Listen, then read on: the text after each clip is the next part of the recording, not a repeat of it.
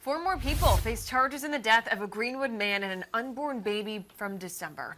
Yoshira Martin, Jalen Witt, and Angela Wiggins, and a teenager.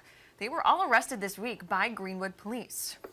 Well, this all stems from a shooting at the Gardens at Parkway Apartments on December 20th when Gabriel Good was shot and killed and a stray bullet hit a woman who was 9 months pregnant, killing her unborn baby. Now, Fox Carolina's Zach Prolutsky has the latest on this investigation for us. He's live in studio right now. Tori and Justin, now 6 people are facing charges in this shooting. Greenwood police say the man who was killed had an ongoing disagreement with the suspects. 21-year-old Javier Williams, who you see here, along with 20-year-old Keontae Hill, were both previously charged with murder in the shooting. Greenwood police say as Gabriel Good was walking to the parking lot of an apartment complex back in December, the suspects approached him. Then some sort of altercation happened that ended in gunfire and 2 lives lost.